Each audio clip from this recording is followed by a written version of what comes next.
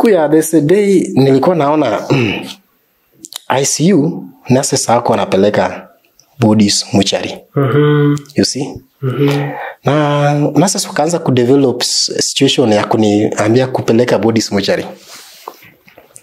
Nilipeleka bodies mortuary. Mtu akikufa anasema amenyau.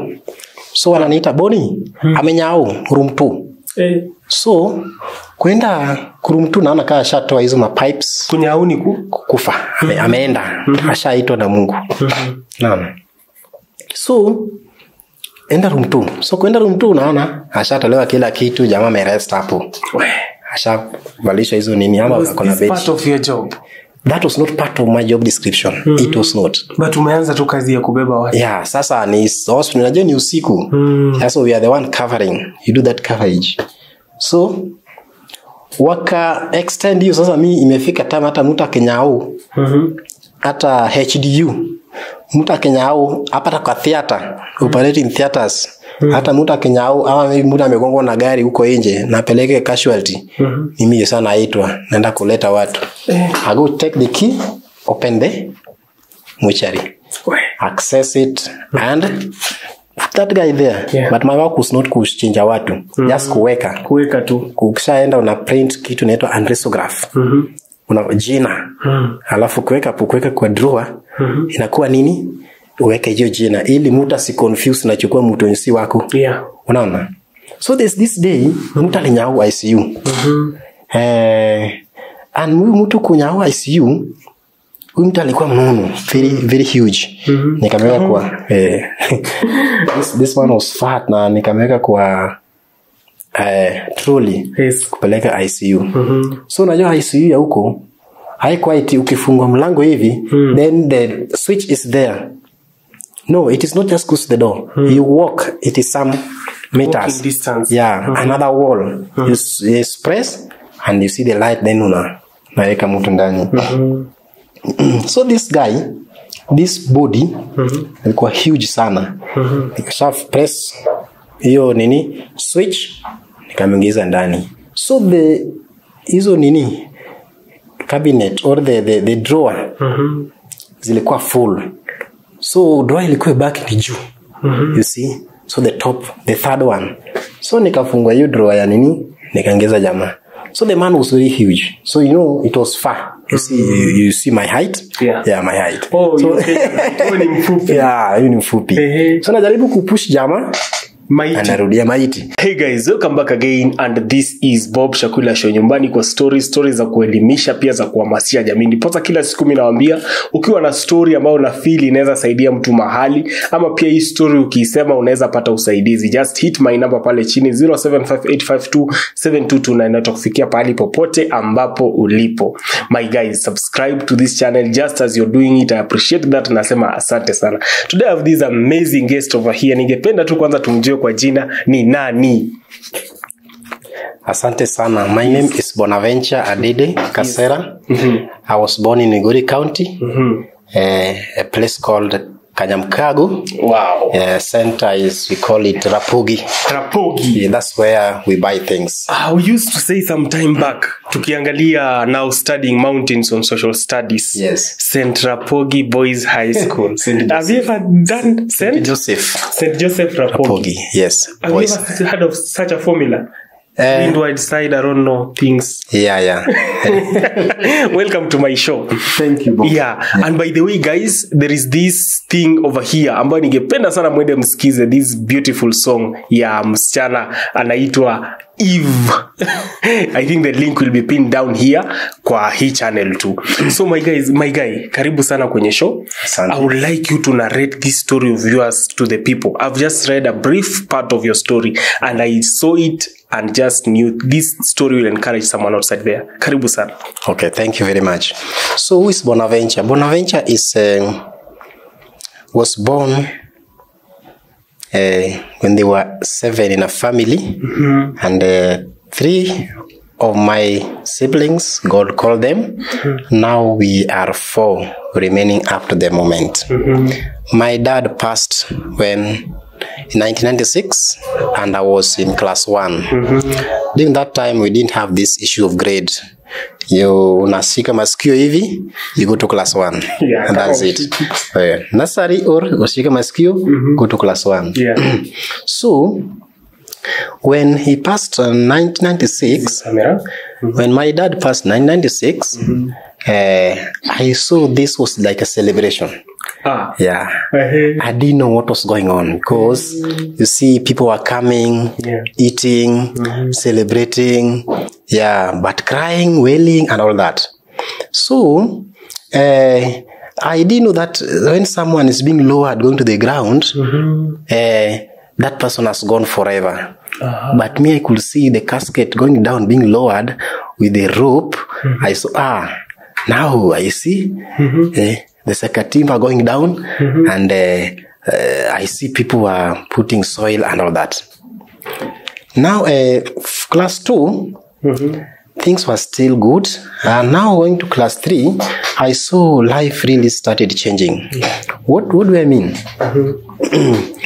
My uncle, who is a brother, the paternal side, the brother to my father, really subjected us to an abject poverty. An abject in the sense that it was extreme, it was deep, and it was so much severe. Severe.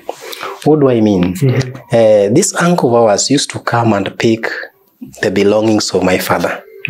Yeah, the belongings, anything clothes. he had left. Yeah, I really love the bike. He also took that bike that it was squared through the council of elders, and he returned it. He could also come and plow, do the weeding, farming in our own farm, and get the mavuno, the harvest, go with it.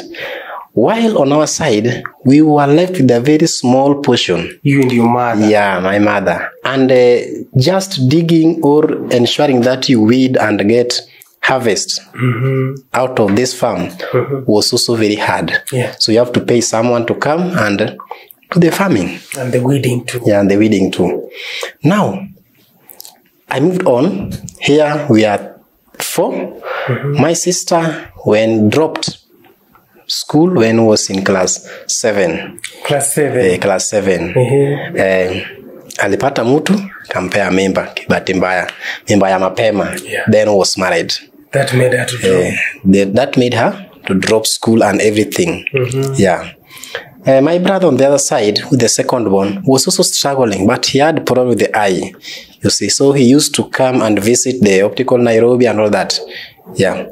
He got a sponsor who used to help him to pursue his education by giving him the specs. On the other side, Mimi, I was just struggling. So I saw the way my mother was struggling with us, 4 of us.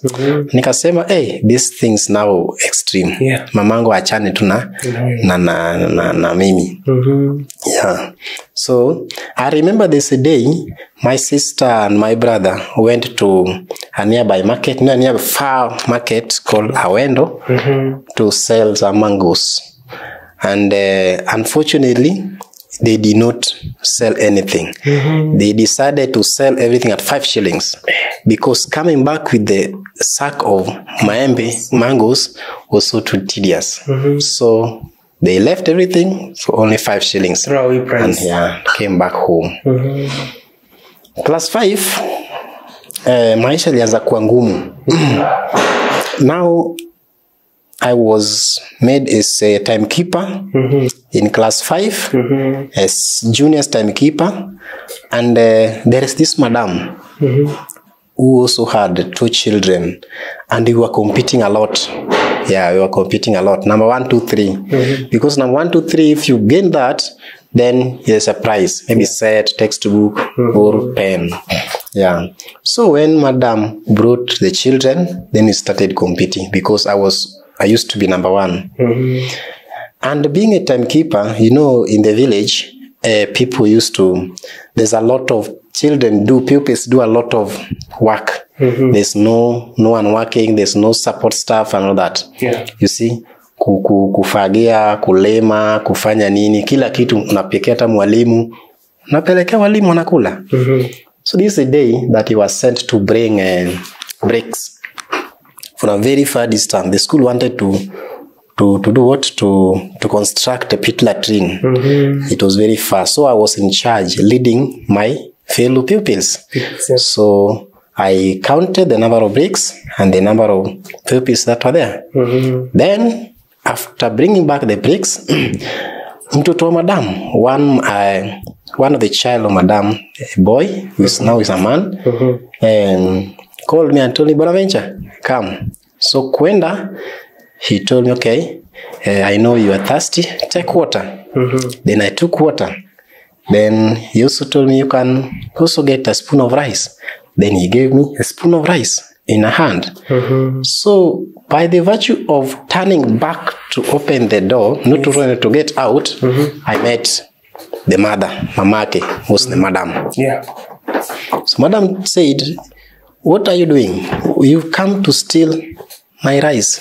You've come to take the rice of teachers. Tomorrow I must announce you in the parade. In the assembly. Yeah, so I felt so down, so vulnerable, so worried what to do. So I asked, or because this madam know the situation at home. Yeah. That's why she's asking all this. Then I just say it's okay. I went back home. I did not tell my mother. Then the following day I came back to school. But I knew very well that this madam will announce me in the parade. Yeah.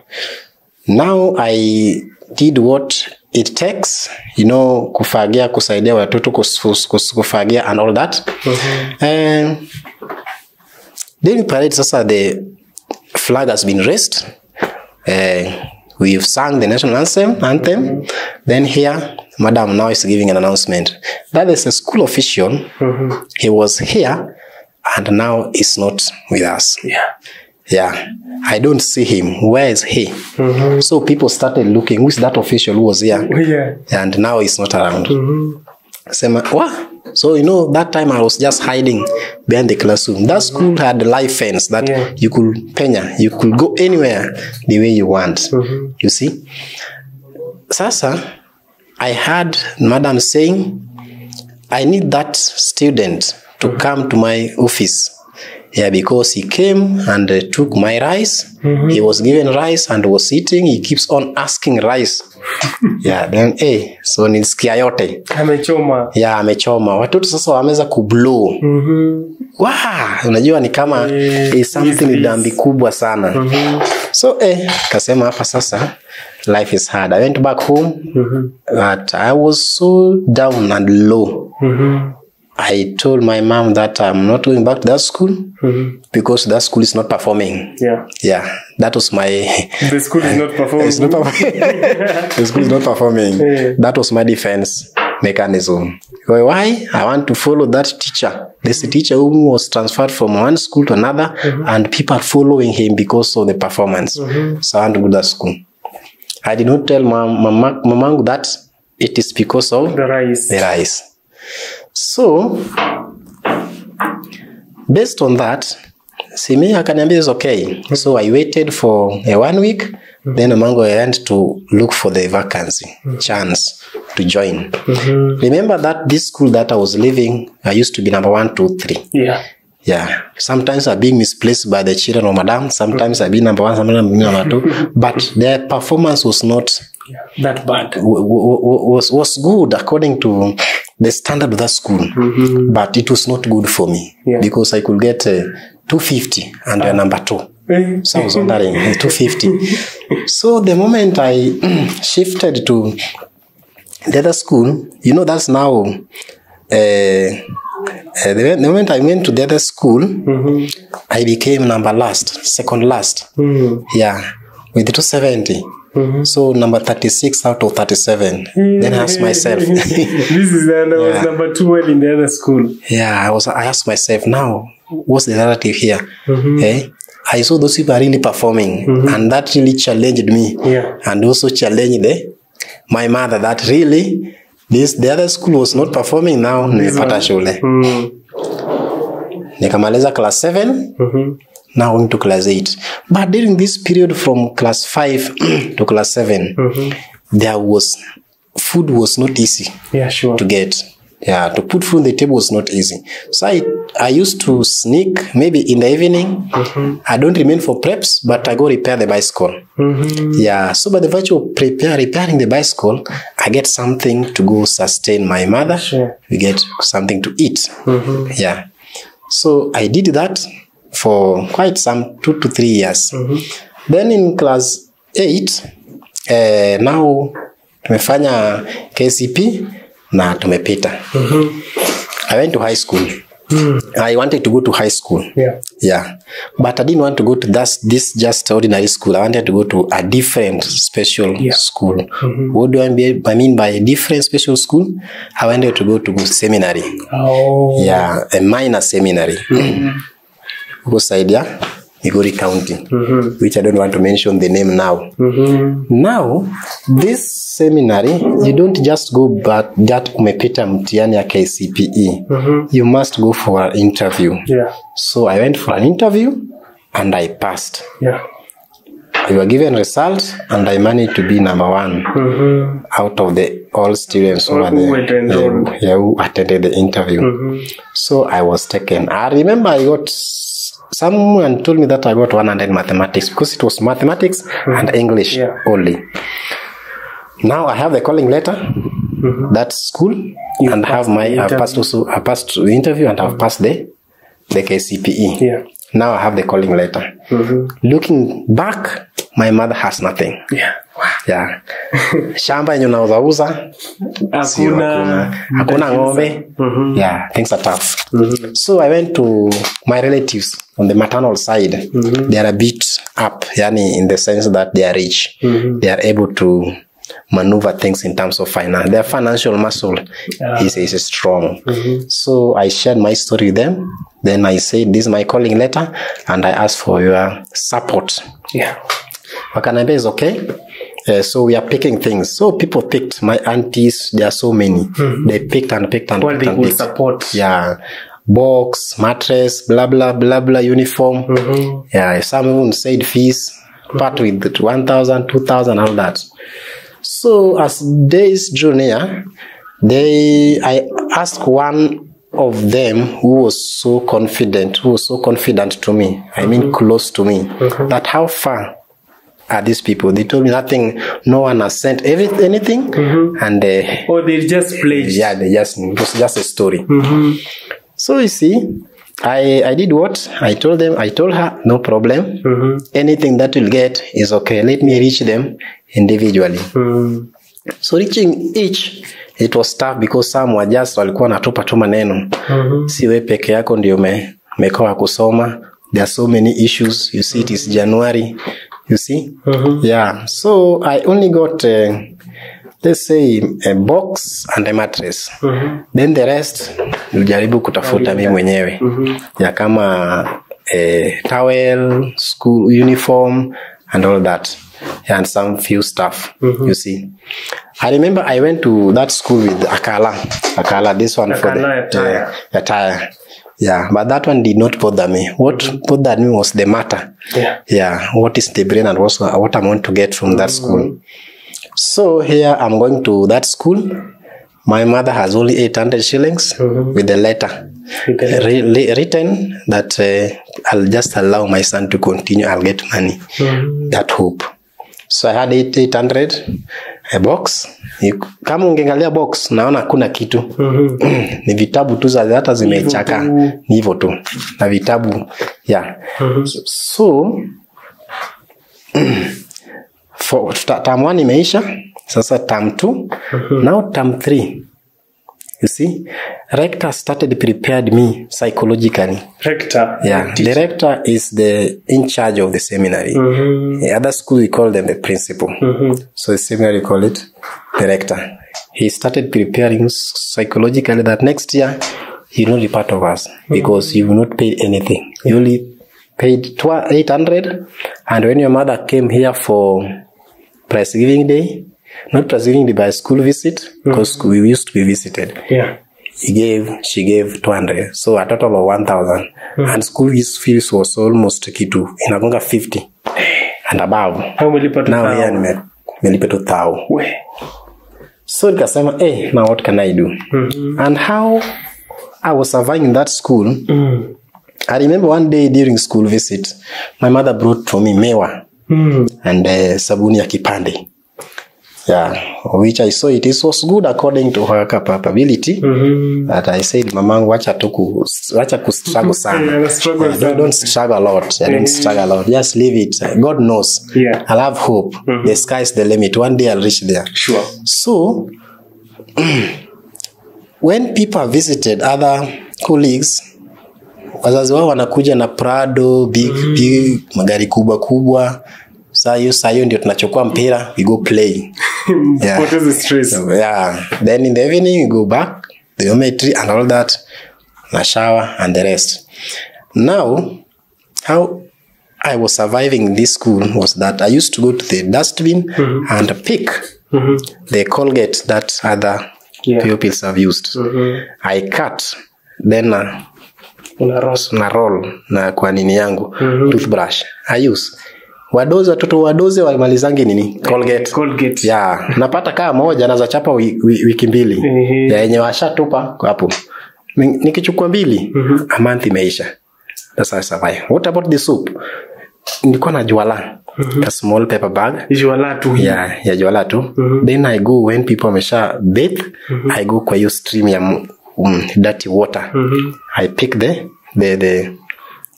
soap that remain. Tempeleka kwa mtaro na yende kwa nini. Then I put them inside there. That's what I use. So the soap could confuse your nose when you smell, because kuna pink, kuna red, kuna nini, geisa, kila kitu iko hapo ndani. Yeah. Sometimes I will take this one to my mother and pia anatumia. Nasonga na maize. Anafurahi. Now, that time imefika, and now we are going out. Memaliza Form 1, now going to Form 2. I have been prepared psychologically that I will not come back. And I didn't want to leave the seminary. Now going back, I asked that rector that now what can I do? You cannot allow me just to study. Just to study free. Yeah. And the school is not mine. I'm just moderator. You are just moderator. Yeah. You go to Bishop and talk to him. Kasema Bishop, nikaenda kwa parish priest. You know, I didn't have a fatherly figure. I didn't have a father. So, father figure. Alikuwa shaziko kitambo. Aliziko 96. Sasa hiyo najua sasa hii niko Form 1. Yeah. So, Form 1. Sasa, my role model ilikuwa tu ni father. Nilikuwa naona because I was close to doing church duties and all that. Anaona tu father ndio anazanisaidia. Yeah, ni father tu. So nikarudi kwa father. Kaambia father, this was happening and I've talked to the rector. He mentioned that if I can manage to go to Bishop's office, it's okay. So father told me, what do you want me to do it for you? Write me a letter. Akaandika barua mzuri sana. Akaweka hata jina yake hapo na address ya hiyo parish, contact. Mimi kuenda kuchukua bike, nikaunda bike mzuri. Because I used to repair bike. Yeah, I can dismantle it, everything. Na narudisha. Yote pamoja. Hata pikipiki I can remove everything and return it. Kila kitu. So, kaenda kuunda bike, kachukua tools. I took my tools so that in case bicycle yaribike katikati. Nikuwa nabeba hata maji, hata kama ni puncture, I repair it there. Unajua. Yeah. So nikaanza safari saa 5 ya asubuhi from Migori to Rapogi. From Rapogi to Homa Bay. Inter county. Yeah, that time ilikuwa ni district, sasa ni county. Yeah. Mna madio. Yeah. So I went to Bishop. Nilifika Homa Bay kitu saa ngapi? Saa 3 usiku. Yeah, so imagine ride your bike, sasa unasikia hapa aje? Paja and all that. Yeah, uchungu ile mbaya. Hata ukikaa hivi unasikia tu kama nikaa mtu ameweka msumari. Yeah. So I went to the hall, I had people singing there, nikawa join. Nilikuwa napenda kuimba. I shared my story, not the whole story, but I told them that I told one of the choir member that I want to see Bishop, and I don't have where to put my head. Yeah, I don't know where to sleep. Mimi niko tu na nini? Bicycle na barua. Na tools. Akaniambia sawa. you sleep in this corridor and tomorrow you go to his office. So nikalala kwa hiyo corridor, then the following day nienda kwa ofisi. Siku ofisi. Niko nataka kwenda kwake kwa nani bishop. So nikateremka, najua bishop is living close to the lake. Yeah, just a wall then the lake. Yeah. So kwenda kufanya hiyo kengele hivi. First time, second time, the third press, someone came out. And I said, what do you want? I told him I want to see Bishop. Yeah. Then he told me, Bishop, you cannot just see ordinary like that. You book an appointment or you go to his office. So by the virtue of Nini, I felt so bad. Kasema, at what time is his office? Kanambia kesho by Satano. Be there. So I left his place where he was staying. Then I went back to where the corridor, where I kept my bike, waiting the following day to see Bishop. Yeah. So when the time came for that time to see Bishop, niliona Bishop akaingia na sister. Akiingia na gari. Akiingia na gari, alafu alikuwa na sister. I think sister was the driver driving him. So kiingia kwa ofisi yake hivi, he was in haste. Ni kama alikuwa amekuja tu ku fill some forms ya alafu ni kutoka tu. So mimi kuingia hivi, I was just kwa hiyo bench na ngoja to be called. I was not called. Then Bishop went out, left the office, went back straight to the gari yake. Yeah. My sister. So mimi nikasema, I can't wait. Let me rush. I rushed and knock. Already they were in the car. In the car. Then I knocked the driver's seat, your window. Sister can lower. The what? Sister was the one driving. Yeah. Bishop was not driving. Can lower. I wanted to see Bishop, and now I'm unable. I have a letter. Please just have it and read it. Yeah. I just saw the windscreen, or how do you call it? The side mirror. Not side mirror. Kioo. Kipandishwa juu. Na nikaona vumbi. Chwa, sijui ilikuwa negea gapi. I was so much traumatized, vulnerable, and lonely. At that time. I understand. The only hope I had. Yeah. I have my letter there, standing. My letter, I have nowhere to go. I went back. Then there's a priest who saw me sitting somewhere, worrying. He called me and told me, why are you worrying there? What's wrong? I told him that I came to see Bishop and I'm unable to see him. Yeah. He has gone. Now what's the problem? I'm a student from this seminary, and I wanted him to at least acknowledge me and let me study free. Yeah, sure. Yeah, because the church can support. You see? The church is ready. Yeah, the church is ready to support. He can just waive the fee and I study. Yeah. Yeah, I know my goal. I want to do something in the future. And the moment I went to knock his door, the door of the car, I did not get any answer. I just saw vumbi. So I'm so down, lonely, and I'm hopeless. So the moment I mentioned that I am hopeless, nilisikia kama nimekosa nguvu, na nikaanguka chini. Nikaanguka hapo for 30 minutes. Kwa nipepeta kidogo hapo. They lifted my feet like this. They gave me water to drink. Then kanipea chakula. The following day nikachukua baiskeli yangu, then back to my county, Rapogi. So I told Father that it has not gone well, and now I have nowhere to go. I'm hopeless. Yeah. So that is it. So nikaenda to the uncle, to the maternal family. I told them that. Wakaniambia ungeambia tu rector akuache tu ulime tu shamba. Then fee will be deducted from that. Yeah. Kanambia I tried that, but they were not in the position to do it. Now, so they asked me, can you go to a day school? Na nisikia vibaya sana because I didn't know that naanza toka seminary, then I go to a day school. Day school wewe wanakuwa wananiambia nini? School yenye inaanza. But when you are form 1 there's no form 2. When you are form 2 there's no form 3. So you are the one now pushing. Paka sasa hivi tulifika form 3, unauliza principal, wapi form 4 yenye tutaenda? Itajengwa next year. So you go to under 3. You see? Now I shared this story about the seminary, na uncle yangu akaniambia, okay, now we'll take you to that school and you start your form 2 there. So when I went to that school, things started changing in term 3, form 2. That the kind of work that I was being given was so much tedious in a way that I could not study well. Yeah, so it was like ni kama mfanyikazi, child abuse, you see. So now you're in form 2. I'm form 2. Now wewe ndio sasa ni mfanyikazi. Kulisha ng'ombe, kumilk, kuuza maziwa, kufanya kazi kwa hoteli and all that. If you compute everything, you realize that the amount of work you are doing is much than what they are paying. And when I'm sent for fees, he was paying 1,000. Yeah, and if you calculate, unaona it's not adding up.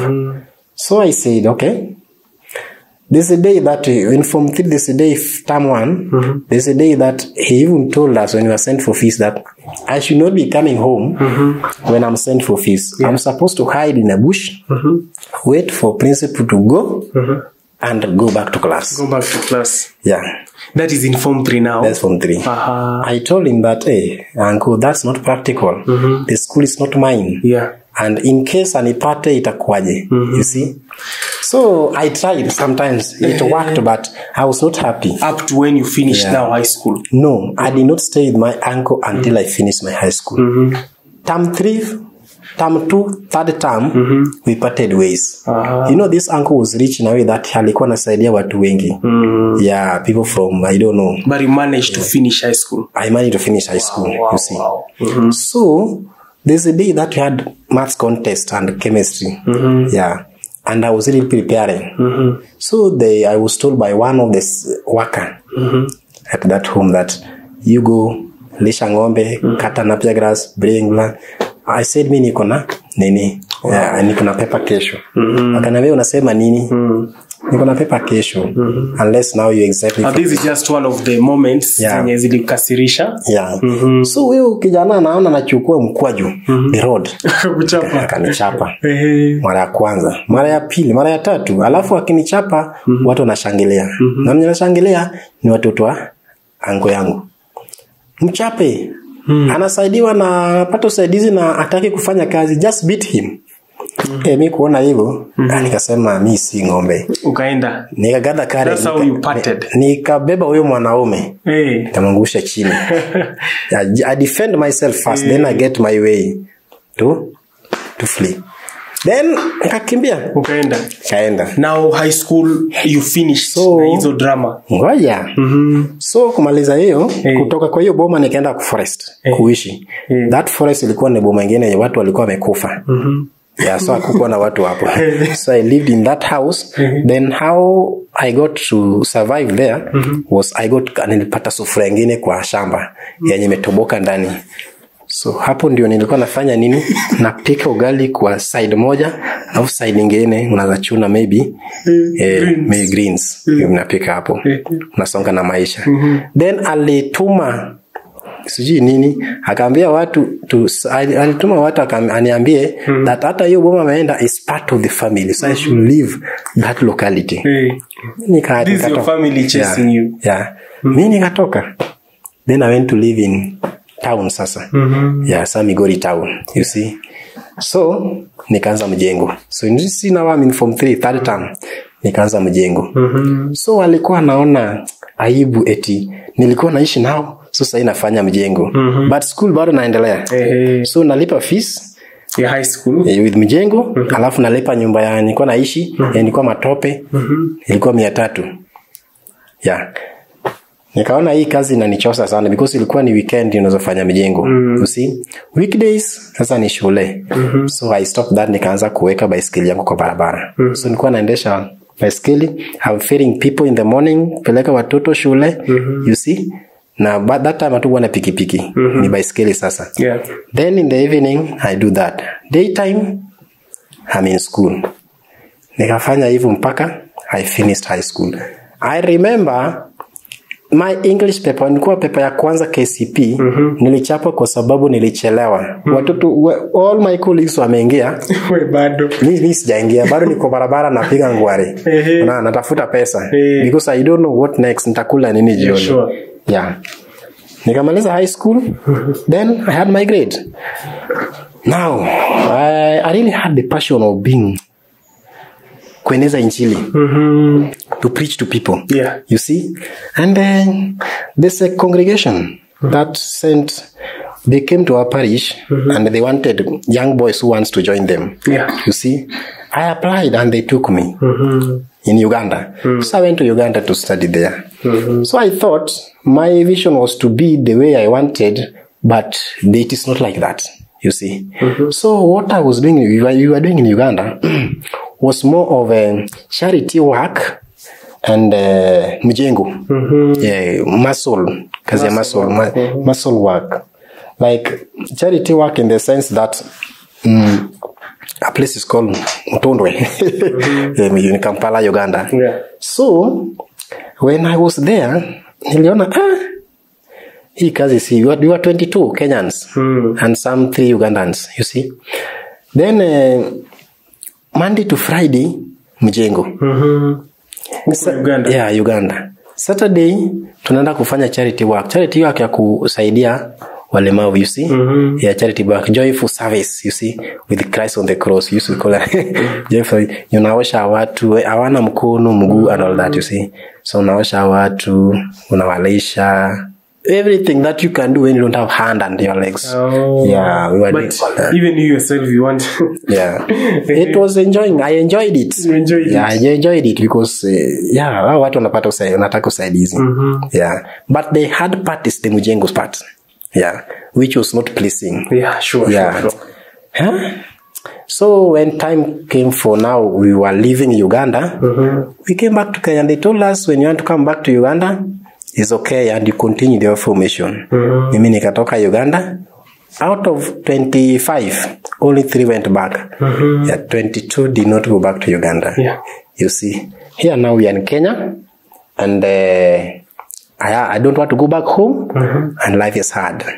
I went back home and told my mother that mimi sasa ile kitu imenipeleka Uganda is this, but now sioni kama hiyo nilikuwa nataka. I left that life and I'm going to Nairobi. Yeah, so mama akaniuliza nataka kufanya nini Nairobi. I told her I'm going to survive in Nairobi. To survive. Yeah, that's how I came to Nairobi. Yeah, I don't know how nilipanda gari gani, but I came to Nairobi. Yeah. Now so, life in Nairobi. Yeah, life in Nairobi. I went to the street to join people. Yeah. Kwanza nilikuwa nini Machakos country bus. Then nika join street. I became a street urchin for 2 months. I became a street boy for 6 months. 6 months. 6 months, surviving by taking care of myself, bathing in River Pangani. There's a river just Pangani there. There's a river. Kipanda kidogo ku Aga Khan Hospital. Hapo kwa forest kuna kariva hapo. Now, life in the street was not easy. As in, unalala kwa kibanda, unangoja watu wakishauza nini wakitoka, unaingia kwa kibanda. Wakikuja 4 or 5, you leave. So I stayed in the street for 6 months and I joined the street boys. I became a street boy for, not a street, but a street urchin for 6 months. And there's a day I went to one of the charity missionary in Pangani there. And they used to help people, especially street boys and girls. Yeah. They feed them by giving them beans and rice. So I joined them and I started eating those people only Wednesday. But besides that, other days you take care of yourself. So this day I asked this Mzungu, I want to join, I want to be like you. Alikuwa anacheka tu, was just smiling, because was wondering how can this rugged person or person with a street boy want to be like me? I'm a priest. So kasema tu acha niachane na hiyo story. Then I went for prayers. This one day I used to pray. I went for prayer somewhere in Lavington. And in the evening, the guy called me. Yeah, there's a friend of mine whom we left together. Kampala, we met. And he told me that I heard you are staying in the street. Yes. And he told me, don't stay in the street, come, I assist you. So when Kuja alini connect na his 3 friends. So I joined the 3 friends from my side, from Machakos and the county, na tukakaa pamoja. So living in these 3 friends whom you don't know, you know, sasa wanaongea ile lugha ingine, mimi niko na lugha yangu ya Kijaluo ile side ingine, but they were good to me. You see, they were good to me. I started looking for job. I joined a company, sales and marketing company, and when I joined this, tulichafua Kenya na kitu inaitwa albos na hotpot. Hizi hotpots zinakonga 3. Ni wale mko na knock milango mko na hotpots samos. Unavaa mzuri, tai umeweka nini, ya uko sawa. Kizungu unachapa ile mbaya. Because we were trained in a way that you can sell a stone. Yeah, naza chukua mawe nje, nagonga mlango yako na kuuza hii mawe na unanunua. Yeah. Unamwambia mawe mzuri. Alafu ya closing words. Yaani unajua huyu mtu ananunua hata watu ananunua. Mpaka unauliza customer ni kuweke hapa ama ni hapa. Unataka ya pink ama ya green. Yeah, so you have closing words. Ukichukua ya pink. Yeah, ukichukua ya pink unajua this person is potential. You give him. Yeah. Then you ask the person. Unachukua green na wako potential. You see? So, nikachafua Machakos. Na I remember very well, Kanyo Machakos walinifuata nikaacha output zangu. Machakos ni mbaya sana. Wa Nairobi walinifuata output ile mwagika Moi Avenue. Chwa! Paka akaanza kacheka tu akasema tu kijana, beba tu vitu zako. When not like sahi unaona watu nachapa na wana nini na njugu na wana nini. Yeah, that time Kanjo walikuwa at least they were so human. Yeah. So there is this day tulikuwa 3 because watu walikuwa na they congregate and come together to go to outside Nairobi. So we went to Kakamega. Tukajaza Kenya.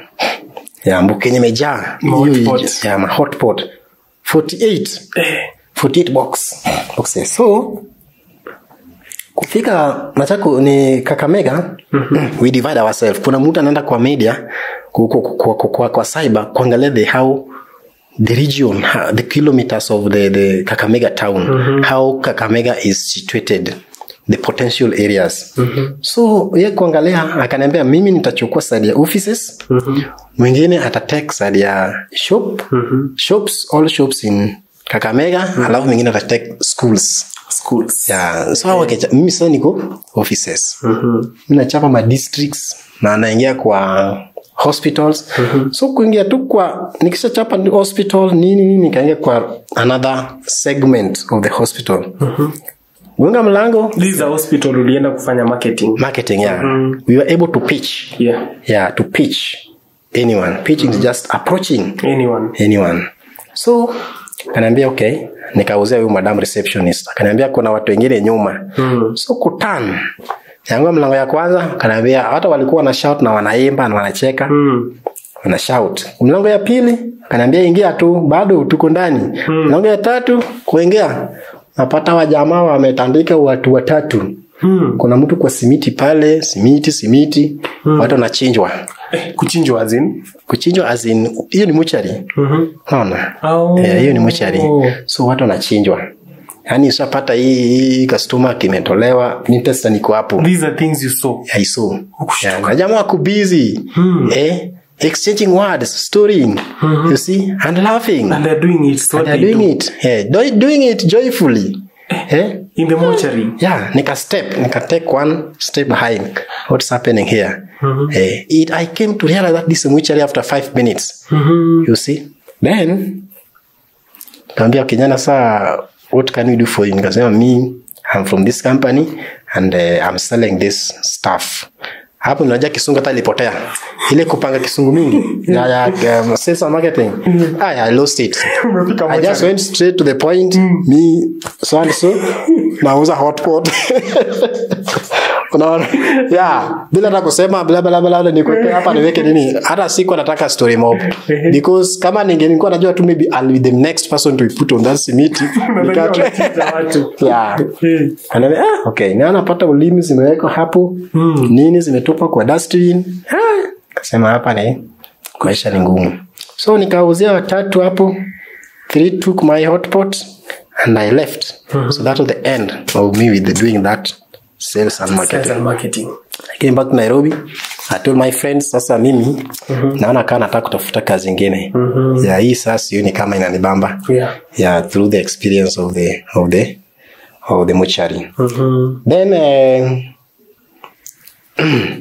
nikafanya nini? I started looking for another job. So there's a guardian, there's a friend, a church friend who listened to my story.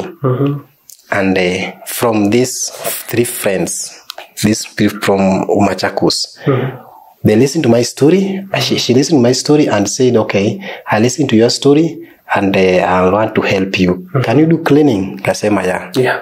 Then I can attach to the cleaning company. Cleaning company. Yeah, cleaning company that I don't want to mention. Now, this cleaning company attached me to what I was sourced to a certain hospital in Nairobi. So I started doing the work in cleaning company. But nilikuwa nataka sana because his part ya Kampala imegonga wall. I said, if not that line, then I pursue the degree. Yeah. I applied for one of the University of Nairobi, just University of Nairobi. Yeah. I applied and I was taken. I was admitted. The very day I got that admission. You already passed your form 4? I already passed my form 4. But my form 4 najua ilikuwa nini? 2008. So here now I'm joining the university 2014. So after how many years? That's parallel sasa. Yeah, kuna kama job.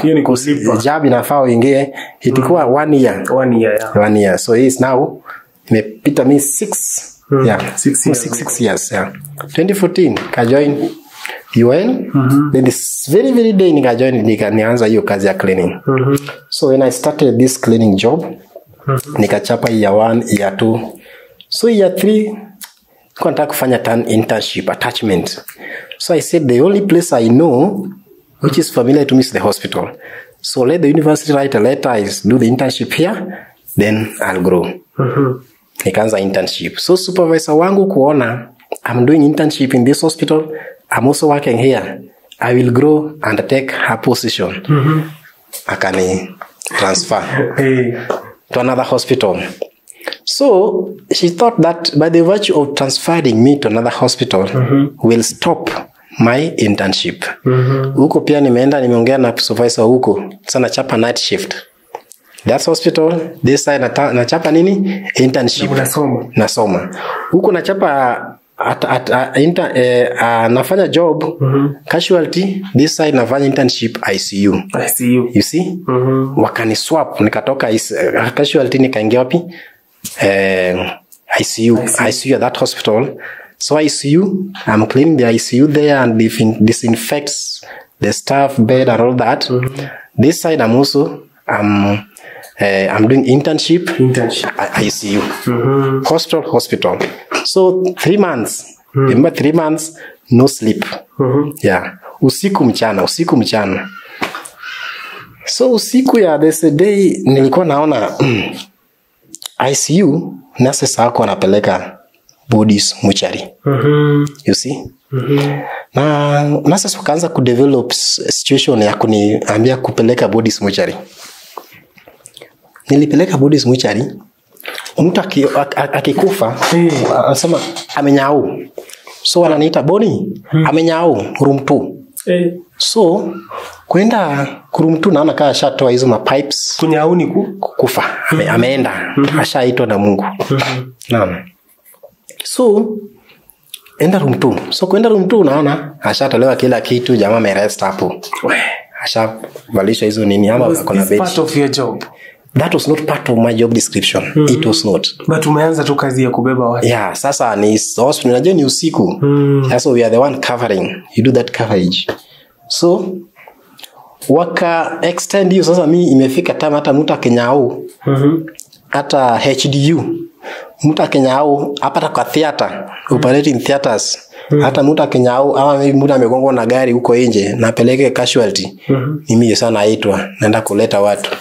I go take the key, open the mortuary, access it and that guy there. Yeah. But my work was not kuchinja watu, just kuweka tu. Ukishaenda una print kitu inaitwa androsograph.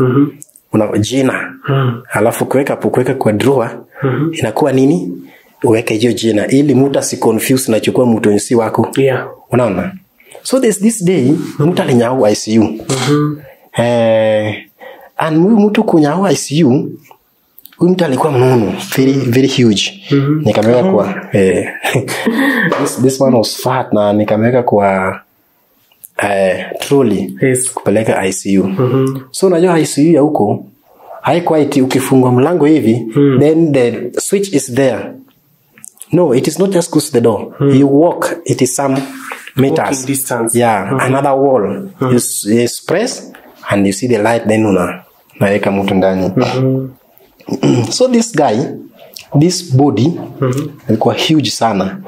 Nikasha press hiyo nini switch nikamwingiza ndani. So hizo nini cabinet or the drawer zilikuwa full. So drawer ilikuwa back ni juu. You see? So the third one.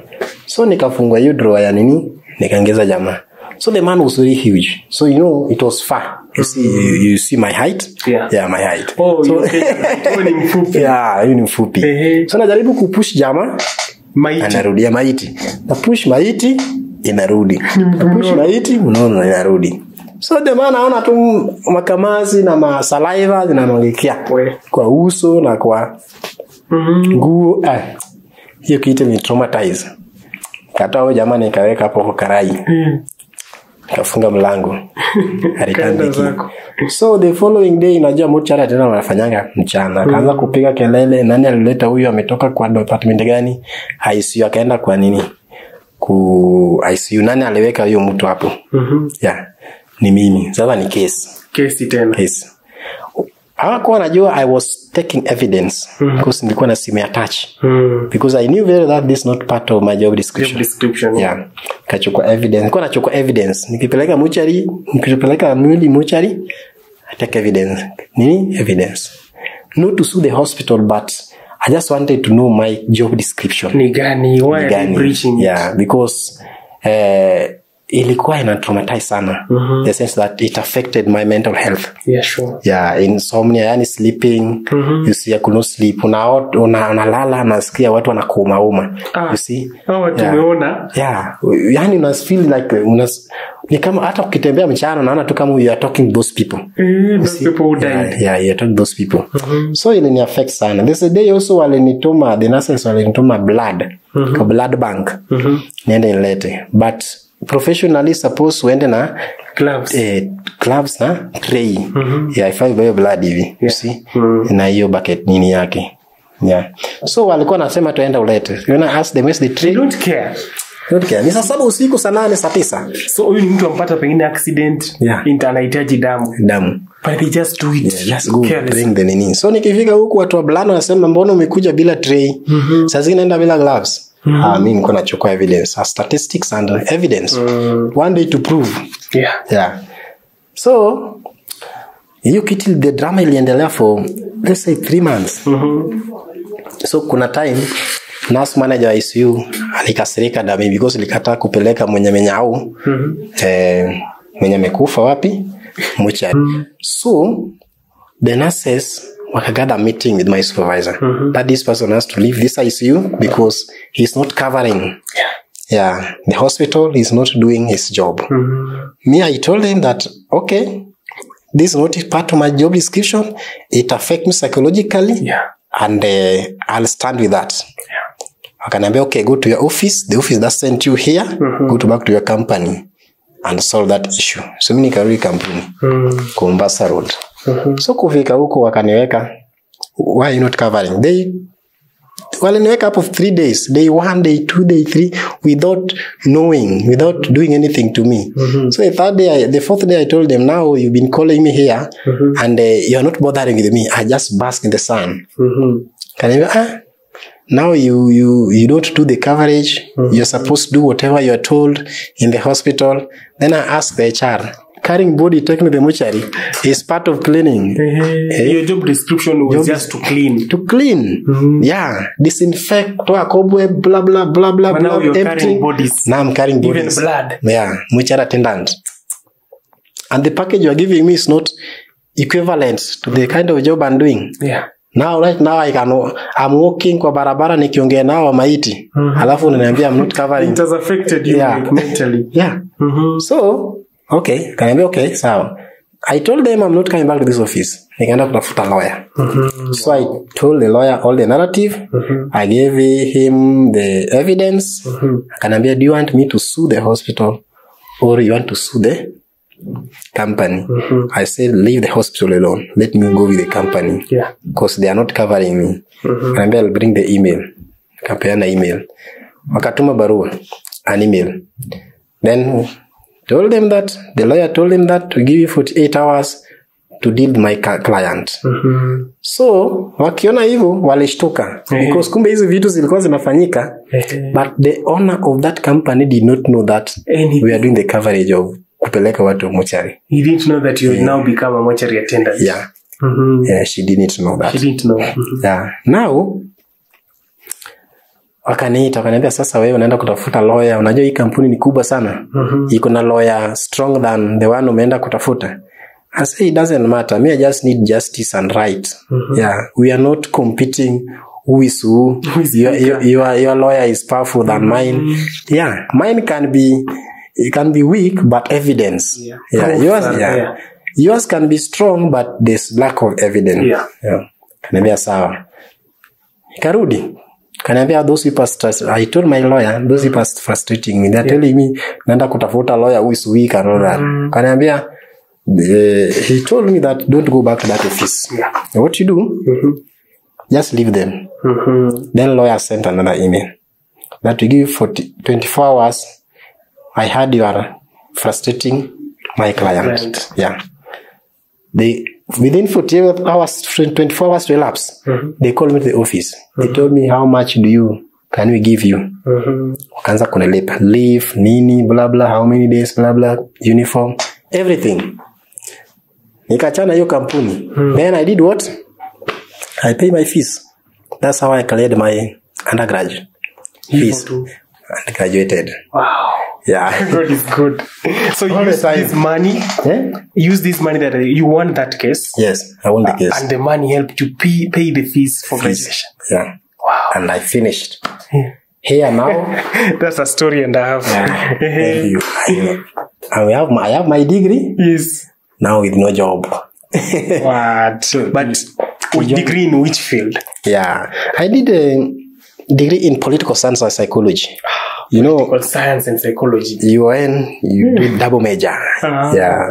Undergrad, you can do double major. Unless you're in the field of medicine or engineering or things. So I did double major. You can do political science and sociology. You can do BCom and something. Yeah. But me, I did political science and psychology. So you can be better than... there is a guy I won't mention who I think he does real political science and psychology. He can read minds of people and lie to them. Is it part of that? Like you tell people what they want to hear. Yeah. After 5 years, you've not delivered anything. I don't analyze politics in Kenya. Yeah. Wow. Because of the subjectivity.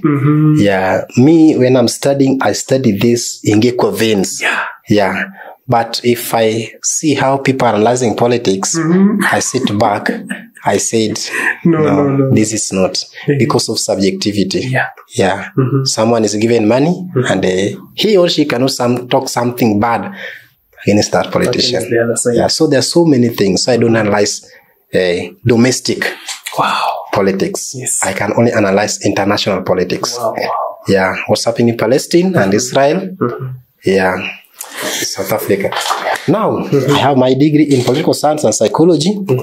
and now no job. No job. Let me now join the community that we hear. There are so many graduates without a job. No jobs. So 2017 I graduate. Now 2018, now still struggling. 2019, the person who connected me to the cleaning company say, don't suffer with that degree. There's another cleaning company. Again, another cleaning company. I said, yeah, let me accommodate that. So long as niko kazi. So I can attach to that madam. Another company that was outsourced in one of the buildings in Westlands. They're only cleaning toilet and stairs and the corridor. I worked with that madam for only 1 month and 15 days. But these 15 days, hakuwa amenilipa ya 1 month. So inamaanisha alikuwa pesa yangu ya 1 month and 15 days. So I started pushing for my money because landlord was on my door. On your door, yeah. Yeah. Asking why I'm not paying. So when I went to ask my money, Madam aliona I'm frustrating him. You see? Akanipea pesa yangu through M-Pesa. Akaniambia leave my gumboot, uniform and kila kitu, name tag and everything. Then hapo ndio tuliachana. But alikupatia. Alinipea finally. I think this time that I was with this madam for 1 month and 15 days. Nilikuwa na seek opportunities kwa hizi offices. You see this building kuna every floor kuna office. So there is this guy who is not a Kenyan who used to send me chicken. He used to eat chicken every lunch. Boni, saa zingine ananituma Westland nende nunue chicken, kuku, then ananipea 5 bob. Nachukua. Yeah. Kama like appreciation. As appreciation, I used to take. Nachukua tu. I take. Saa zingine 10 bob nachukua. Na amekula kuku. Hiyo 5 mkana waje naweza nunua nyanya, hiyo 10 naweza nini because my mode of transport ilikuwa ni nini? Baiskeli. Sikuwa natumia barabara ya kupanda gari. So that day that I parted ways with this madam ya cleaning company, I went to this man and told him that sasa kazi yangu imeisha ya cleaning, sitakuwa na kuendea kuku. Yeah, so you not see me. Yeah, ukisikia anywhere any cleaning hata kama unataka kuniandika kwa hiyo kampuni yenu, well and good. Yeah, I'll come. 1 month ikachapa nikiwa nje. 2nd month he called me, told me okay, kuna kazi, will you manage? Yeah, we are giving 5. Yeah, 5k per month. Kasema yeah, 5,000 is okay. Kanivia utakuwa naosha town, unaosha Kawangware, then you come to the office. Cleaning 3 different offices. Shop. The station shop, town, shop, Kawangware, then office sasa. You see? 5,000. Kasema yeah, I'm coming. So kanini. Then there is this day kuna mzungu mwingine alikuwa anatoka. Mzungu alitoka Kenya, sorry. Mzungu alitoka Kenya kaenda Ngambo. The regional director. Na mwenye alimwacha assistant alikuwa anataka kunituma lunch time. But I told him that time yangu ya kutoka imefika. Allow me just to go. Or else utatoa kitu kidogo. Ama if not kitu kidogo, please, I see you are recruiting people, 15 people kwa boardroom. Unaandika. So mimi pia uniandike, niko na papers zangu. Alifeel na akaniambia the following day I bring my papers. So I took my papers to him na aka appreciate. Those people when nilikuwa naandiko hapo wote, I came to realize that hawakuwa hata na papers. Wale wengine walikuwa na packages za computer. Packages. Wengine walikuwa wamaliza tu form 4. So long as unajua kuongea kizungu, you can phone call, yani call center. Unaona, unajua kufinya nini. Of which that company ilikuwa na 6 sana. Niingie. But anytime nikienda, it was tribal based. In that kuna mtu anakanyagea, hataki kusikia story yangu. Unaona. So this mzungu alisikia hiyo story yangu, nikampelekea papers. So the very day he took my papers to HR kwanza alishtuka. Kuona I've been doing all this work with the degree. Yeah, I've been cleaning the surface computer with my papers, these good papers. Yet people are here in call center and other nini. We've been employing them with the packages and Yeah, wengine hata walimaliza form 4 na wakaingia tu hivyo. So my papers were taken and they went for training. Now time for posting. So time for posting ilibidi wapigie wale mwenye alienda ngambo Europe. That's sasa we are employing Bonaventure is going to our station. Yeah, to start working there. So what you do? Alikata. Huyu mkubwa alikata kwa sababu Boni cannot leave that office unless he brings someone who is working like him.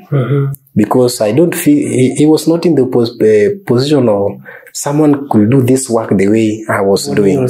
Yeah, so I brought in someone, then I was allowed to leave. So I was taken to another station. Yeah. How I was living in my house was so horrible, in the sense that ilikuwa ni mabati, koroboi, because I used koroboi for my for my undergraduate. I did with koroboi, then kijiko. So when I got my first salary, nika relax, then I pause. My second salary, nilitupa koroboi, jiko, nini, everything. Nikaanza kuenda kwa nyumba ya mawe, ka single room. That's what I started staying there to gauge if I can do what masters with the salary I'm getting. You see? So let me take you back. When I was in this company, the company I stayed for 1 month, 15 days, I really wanted to do masters. Because when I graduated, I really asked myself, what has made me not to get first class? So I went to the examination center and I asked them. They told me that you had 30 A's.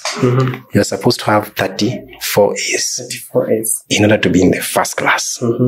Then ikasema, what? Akanambia, another thing, you are not part of the co-curriculum activities.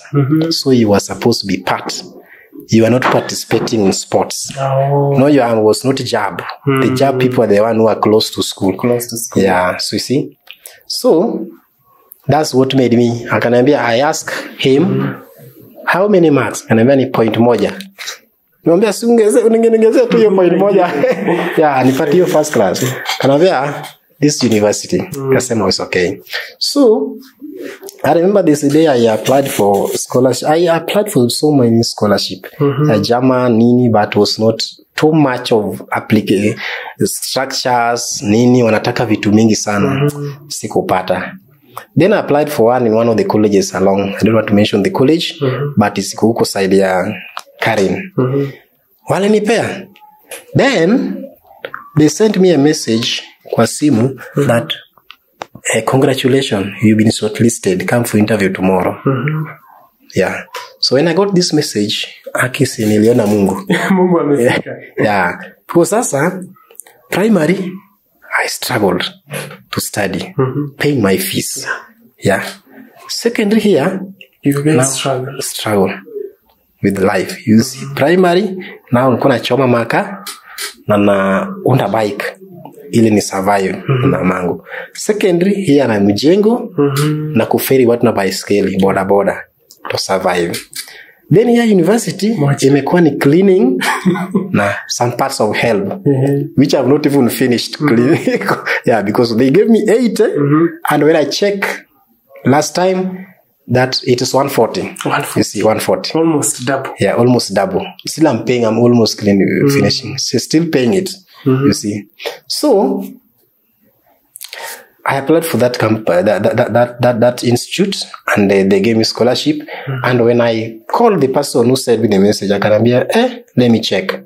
So checking, verifying took almost 5 hours to verify. So I asked myself, why are these people verifying a lot? Yeah. Kumbe jina yangu ilikuwa na badilishwa.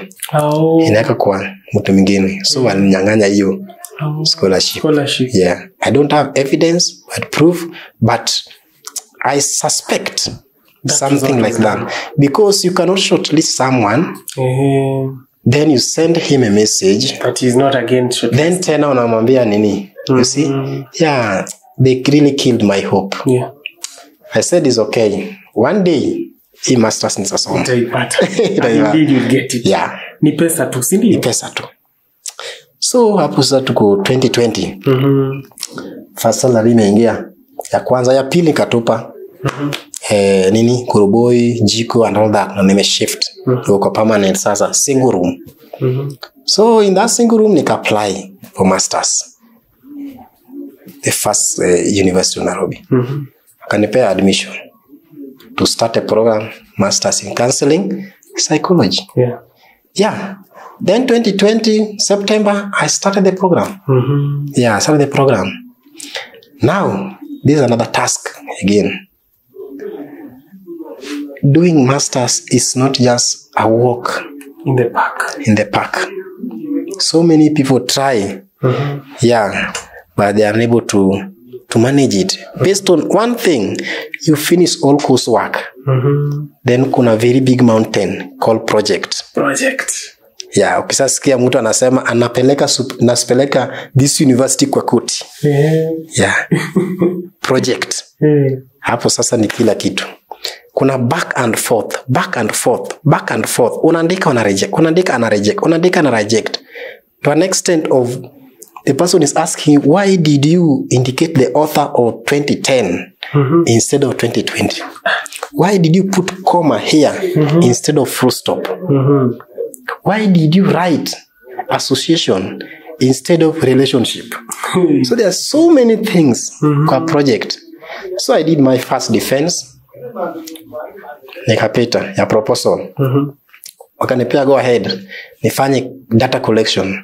Kafanya data collection, nika analyze, I did the recommendation, kapita. You see? And how I used to study, nimesoma na simu.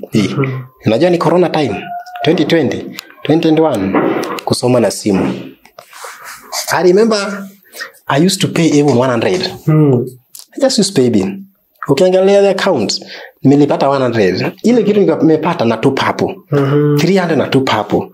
500 na tupa hapo. That time fees haikuwa ime increase. Yeah, sai kusoma masters is for the rich.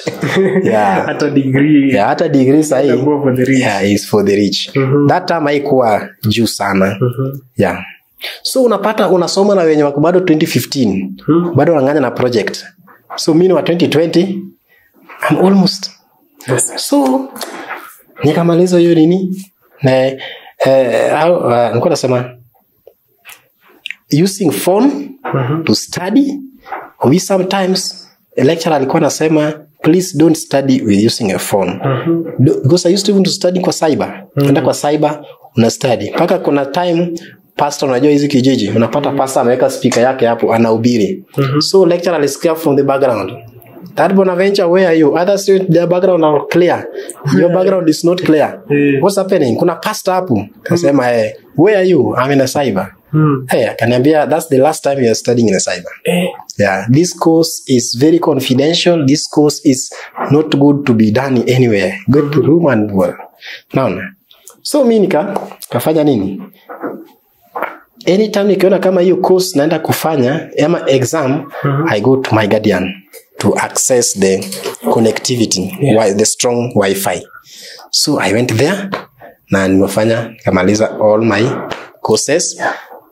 I defend all the first defense, second defense, and I graduated. Yeah, with the masters. With the masters now. All these things is for the glory of God. Amen. Yeah. Indeed. And I called my mother for the graduation. You know, she did not come for the first graduation. Yeah. Due to financial struggles. Yeah. Yes, financial struggle. The second one, I told her, please come. But I did not tell her that when you come, I'll refund you the money. I just wanted her to come and feel, uone hata mtoto wako ana graduate. Yeah. Unaona, because ni juzi tu hata si September. Unapata the whole community wamekuja na basi. The whole bus full of relatives wamekuja tu mtu mmoja. Yeah. Na mimi mamangu tu amekuja. So based on that I asked my mother, you see all these people. Kuna mtu amekuja na gari kubwa, bus kubwa. For only one person. wewe uko tu peke yako umekuja. Sasa kama ungekuja, mimi sasa ningekuwa tu ni kama peke yako. I'm just in my own world. Yeah, I'm not studying all this for myself. I'm doing all this for the society and you. Yeah, to support people. Indeed, education struggle has given me voice to heal the society.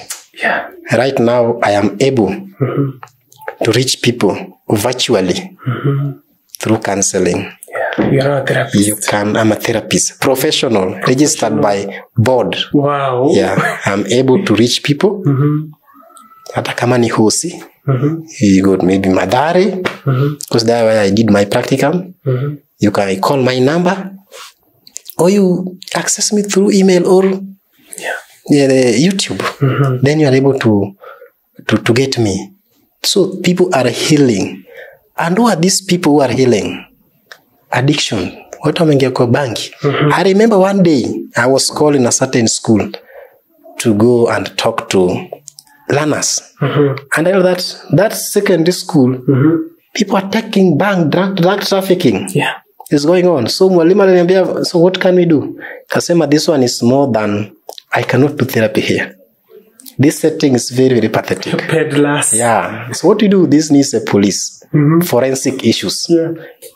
So is there any nearby police? Kanambia, yeah. I'll go to that police station and talk to mkubwa. So nikaenda kwa polisi. I narrated the story and I said, I'm a therapist by profession. Nikapeana card. Then they told me, okay, what do you want me to do? I want us to ambush those students the day that they are not expecting. So nikangoja kasi sahi unajua ni we are on holidays ndio. Wait first week, second week ndio tunaingia shule yenu. Unaona? Sawa, ukiingia tu first week, then we told principal don't send them home. First week wacha tu, then second week will come. Yeah. Hata we don't even tell the principal. The second week tulingoja tu anaingia parade hivi Tuesday. Sasa ndio polisi. Kila mtu atoke nje. Naona, kila mtu atoke nje. Nje classes. Nje classes. Nini? Search. Tunataka kufanya search kwa classes. So unajua wanataka kufanya search. So wanatoa vitu kwa bags nini. Bangi imewekwa hapa. Turn up. Naona hii sweater. Imekunjwa mzuri, bangi these are kids. Yeah. Naona. Tulipata kuparedi hivi tulipata 70 learners with banking. So what next? That person, you don't sit down with that person naanza kumcancel. Hiyo kwanza waende kwa polisi. Mzazi aenda atoe mtoto. Yeah. Waenda watoe watoto wao huko, then nini? So naenda kutoa mtoto na 20k. Then after that ndio sasa cancel will come later when things are available. It's not only drug addiction of any nature. Unapata mtu amejitoboa masikio nini, full of so many things kwa macho and all that. Amejitoboa mpaka ulimi. That person is sick. Yeah, that person is sick. Need counseling. That person needs attention. Anatafuta attention from people. Yeah. Some people are issues do with the workaholism. Yeah. In the sense that mtu anapenda kazi sana. Anapenda kazi sana. Hataki kwenda home mpaka anaomba overtime ya kazi tu. Time ya mtoto hakuna. Unaona watoto na being raised by daycare. One parent. Mtoto anachukuliwa sijui saa 3 usiku. Something is lacking there. Yeah, there's dysfunction there. Yeah. Addiction to religion. You see? Mtu anapenda church kabisa. Excess. Sasa yeye na Mungu anatembea. Mungu anatembea right, yako left. You see? Now when you go to marital, we call it MFT. Marital issues. Sasa hapo nimekuwa a lot of things. Marital issues. Yeah. So, there's a friend of mine who said that how do we cancel someone who is mute? Because you also did mute. Mtoto ameenda tu pap naongei. Yeah. Mutism. Due to issues affecting stress. Mtoto mwenye mdogo sana we cannot generalize that issue. There's an assessment you do. But an adult, we do so many things to check what is wrong with this person. Yeah. Because history is taken from the very day this person alikuwa kwa tumbo ya mamake. Alikuwa how many kg akizaliwa? Mamake alikuwa na stress. How was the breastfeeding, babbling, standing with objects? That's millennial development. Then you move to personal sasa. Ile ya masomo yake. How many schools have this person attended? Primary school ni 4. Secondary school 4. University 3. Why? We ask the question. Were you attending 4 schools in primary as opposed to 1? What was the reason? Maybe this person was developed this disorder. Hakuwa anaza relate na tuseme ni na walimu. So was being pushed one school to another. We check issues due with sex debate. What was your first girlfriend? How was the experience? Who approached who? You see? Who broke the virginity of this person? How did they experience it? Because some people, even their parents wanna abuse. So we look at those issues in detail before we come to other. We look at the forensic issue like, ushawahi shikwa na polisi. Hata kama ni kushika kosa kuvaa mask. You should do that. Vegetative history, appetite. How is this person eating? How explain your daily meals? Breakfast, lunch, supper. Your sleep. Yeah. You see? Even your sleep, your levels of libido. Energy. Yeah, we look at this. Sex level energy. Libido. So, gambling. Yeah, gambling. So, all this history, we take them, even substance. Kama babake alikuwa anakunywa pombe, inaweza kuwa na affect through genes. So, all this history we take and come up with the treatment plan. If you develop, then you start treating this person. Yeah.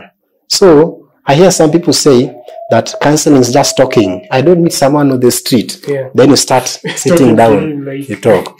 Now, to bring the whole story down, all these things has made me, all this struggle for education, everything made me to have a voice in the society by healing. I've written a book and it was my project for my defense, master's, called Association Between Gambling and Mental Health Among Male Adults. People are being affected by this issue of gambling. Yeah, they are not sleeping. Wanangoja Manchester wanacheza na Arsenal at night. Wanawekea tao. Wanangoja hiyo tao kama itazaa. Kipotea tena wanaanza. Ikipotea Aston Villa versus Chelsea. You see? Waiting. So that anxiety is too much. And it leads to mental health. These people need treatment. Watu wamefukuza bibi, watu wameuza vitu, watu wamefanya nini? Gambling. Yeah, gambling. You see? So people have been reaching me through that small project of masters. They call it small at the moment. Because I'm planning to do bigger. Yeah. In fact, bigger than That the way I told my mother that wachana na shule yangu, sky's the limit. Yeah.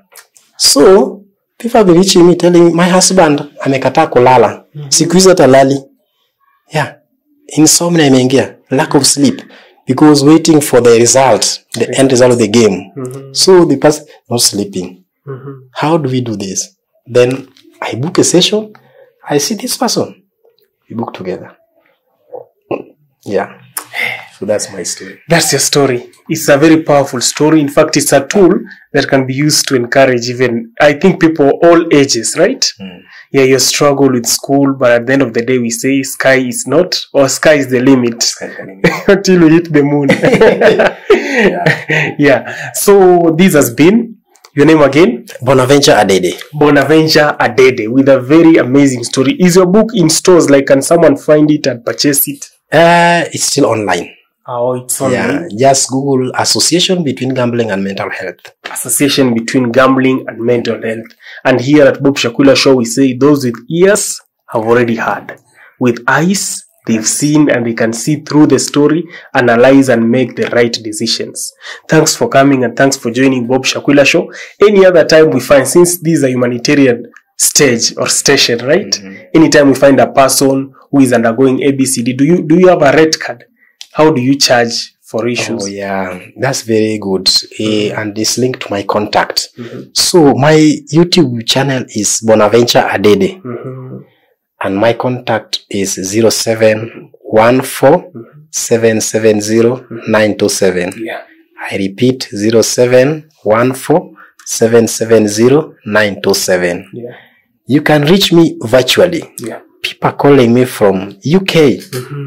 Yeah. Imagine they are Kenyans But they're calling you. living in UK and wameshindwa na maisha because maisha nje is so lonely. US, UK, lonely. You can't meet in a restaurant in UK then start saying hi to mzungu. Hi, atakwambia, do you know me? Why are you greeting me? Yeah. Kenya, hi is is live. Yeah. Unasalimia tumena aumjui, you see? So that kind of support system and that kind of loneliness, people are lonely. It's only work. Work is there, opportunities there, but now you live your own angle. Yeah. So when you want to reach me through the contacts I've given, it's okay. If it is clinical, I have 2 hospitals. It depends with your level now. For those using insurance, that is a medium class and above. Insurance can be CIC, AR, Jubilee, call it. Sanlam. Yeah, Sanlam. The hospital in Karen. Yeah. That I'll direct you to. Call Tranquil Medical Center. Yeah.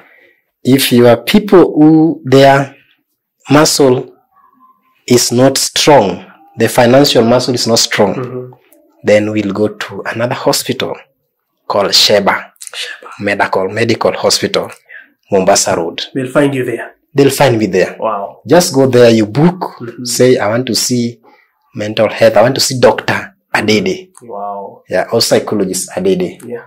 Then, if you have someone who has got schizophrenia, someone is mad, now you go to Madari.